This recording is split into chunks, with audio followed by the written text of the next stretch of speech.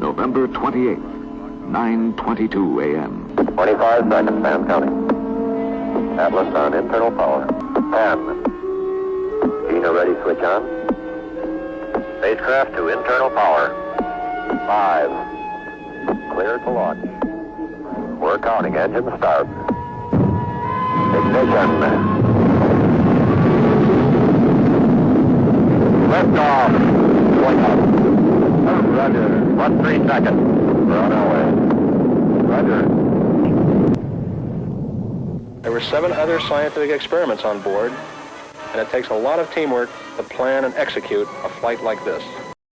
Of all the planets in the sky, this is one of the most intriguing because it seems most like Earth. This is what it looks like when it's 35 million miles from Earth and photographed through a telescope. It's the planet Mars. At one polar region is a white area.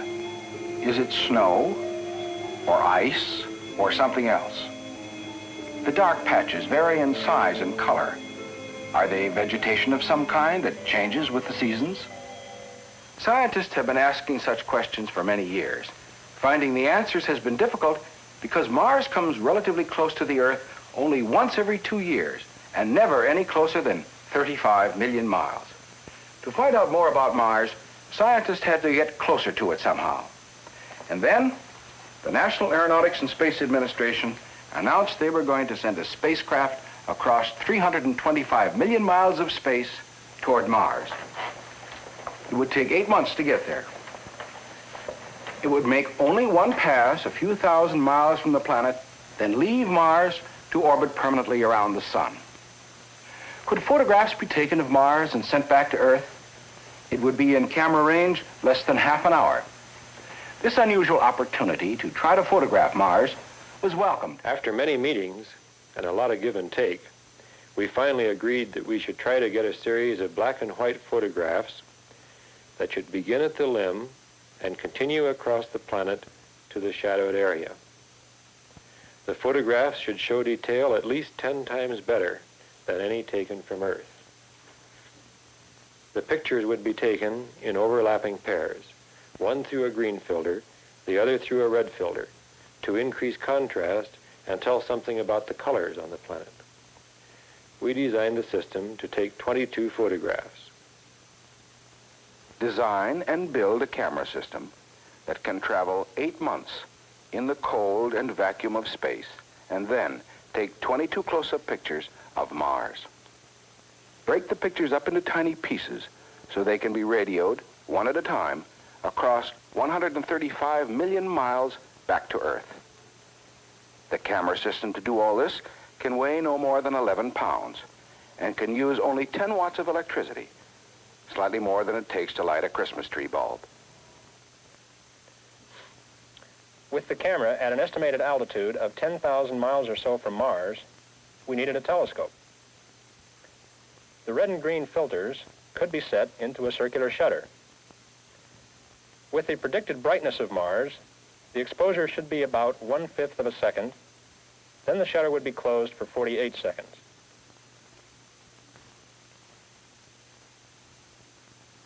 The Vidicon tube couldn't be pulled off the shelf. We'd have to find a special tube and design circuitry to operate the camera and tube. Then conversion to computer language using a binary code for sending back to Earth. It didn't look too bad. The tube was the scariest part. The tube was the scariest part. He was concerned about the tube because manufacturers tried hard not to make the kind of tube he needed. Let's say this is the front of a television Vidicon tube. Now, in ordinary Vidicons, The image is needed for a very brief time, so the faster it fades away, the better. I'm going to turn out the lights, then fire this flash onto the surface of this tube.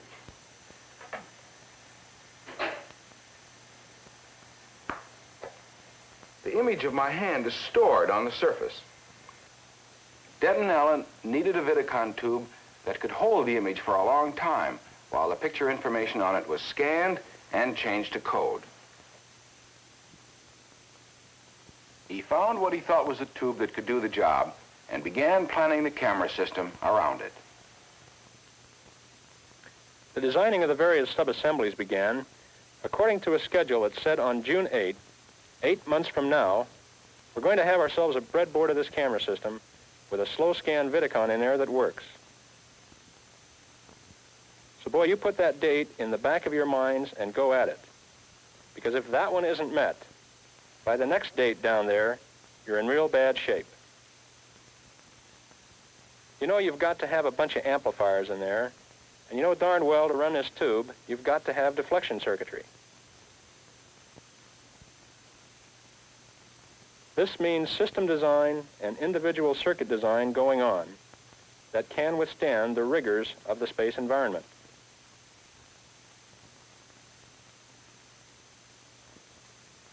At the same time, you have to conserve power throughout because you're trying to operate the thing with 10 watts.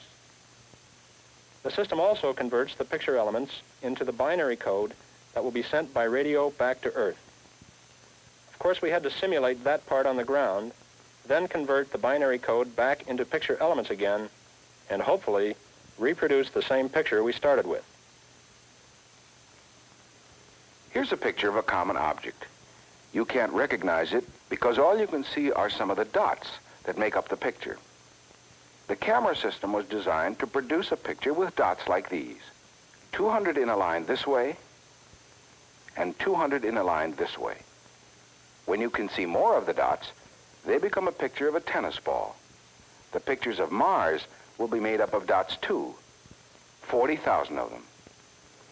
Each of the dots in the picture has to be evaluated by the camera in terms of a grayscale represented by numbers. Black at one end with a value of 63, and white at the other with a value of 0. Let's say a sequence of dots in a row in the picture have these values.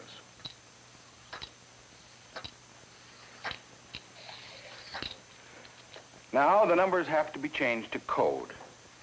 Black with a value of 63 becomes this in code. That's the code that's going to be sent by radio from Mars. At the receiving end, the code is changed into the proper number. Later, the number is used to duplicate the original dot, in this case, black. The camera system has to do this for every one of the 40,000 dots in each picture.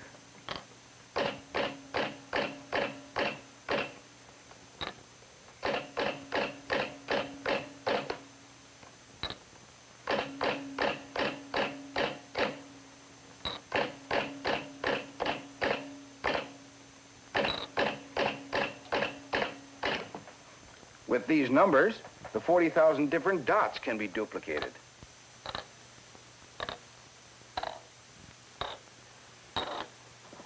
And arranged in their proper positions to form the completed picture.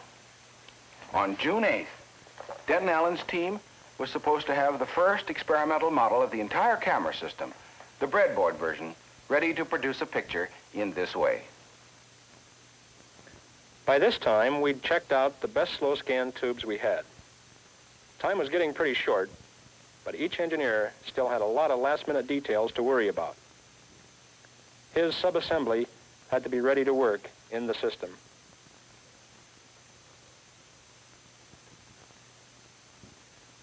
Then on June 8, we all got together and said, all right, I'll plug mine into yours, and you plug yours into somebody else's, and let's see if it works.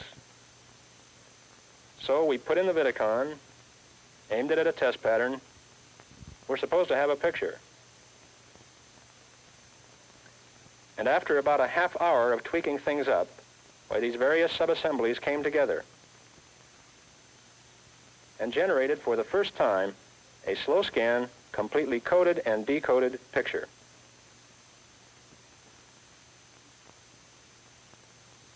was kind of climactic. We were all pretty proud of ourselves. There were a lot of congratulations, here's to the team, and all that kind of stuff. It gave us a real boost.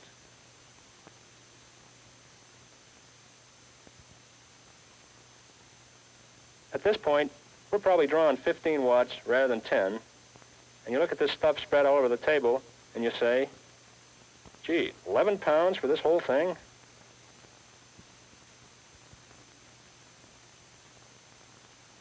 The next job is a big one.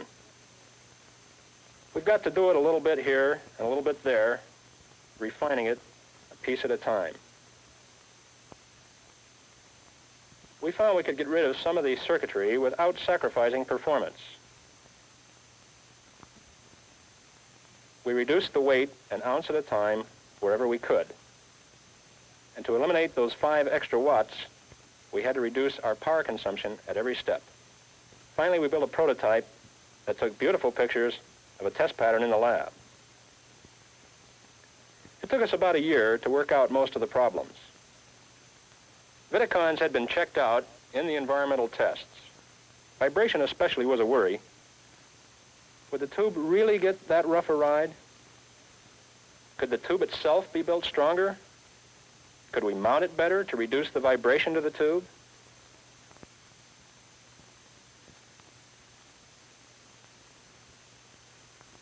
One day, one of the guys looked at the stuff the tube came packed in. If it came all the way from Texas in the mail wrapped in that stuff, maybe it could get to Mars. So, over the weekend, he made a structure to support the tube using this foam material.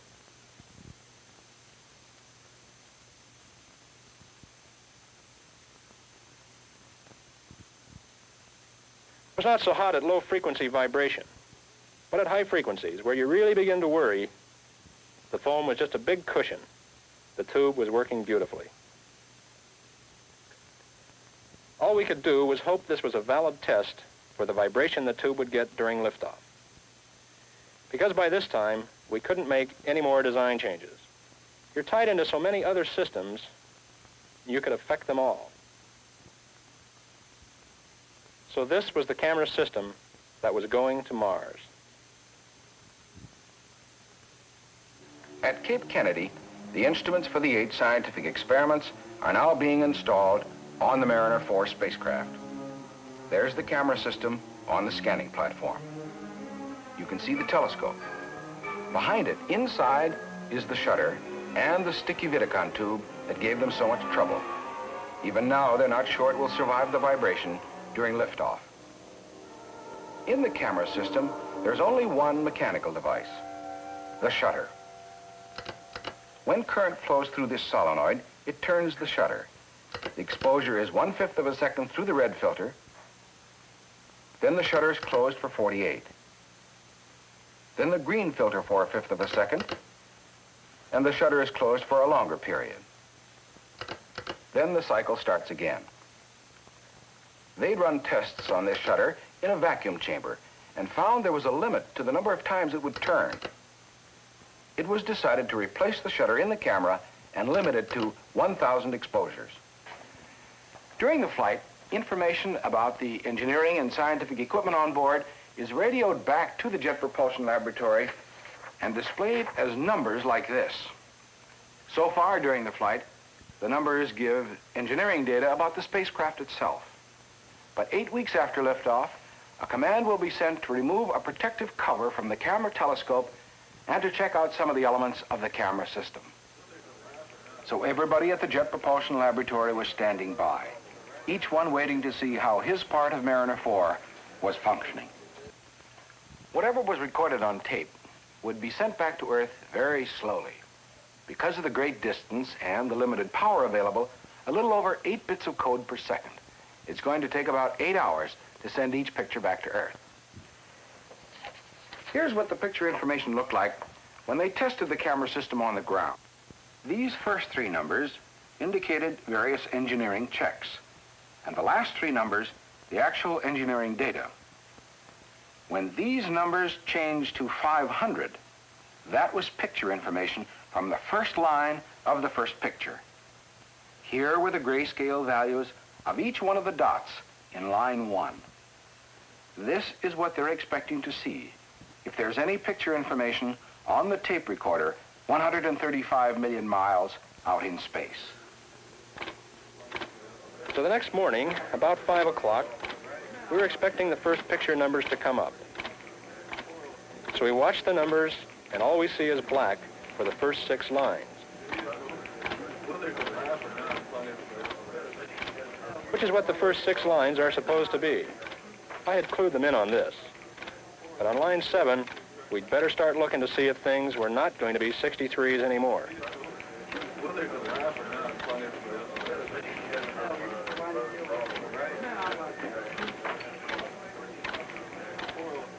And sure enough, those numbers came out.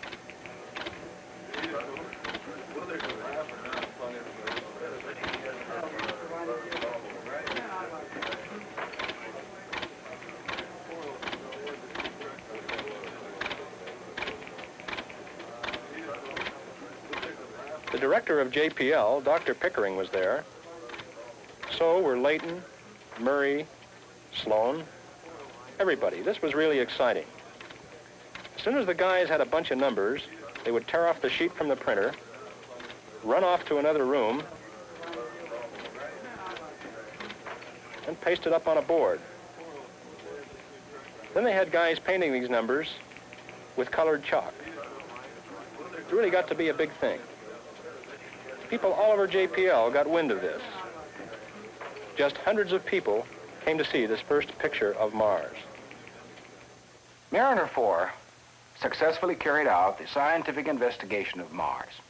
It sent back approximately 18 million scientific measurements, information about the interplanetary magnetic field, cosmic dust, solar wind and flares, and other deep space phenomena. And it took 22 pictures of Mars. Here they are. What do the pictures mean to Dr. Layton and the other scientists and engineers who initiated the experiment? Even this limited view we have of Mars can still give us something definite to relate to Earth and the Moon, because the most important information in the Mars pictures comes from the craters, which seem to be large in number. If the Mariner sample is representative of the Martian surface, the total number of craters of the sizes so far observed is more than 10,000, compared to a mere handful on Earth. There are many subtle features in the craters that will take some time to study in detail. They seem remarkably well preserved, which suggests that Mars has had only a thin atmosphere for many hundreds of millions of years.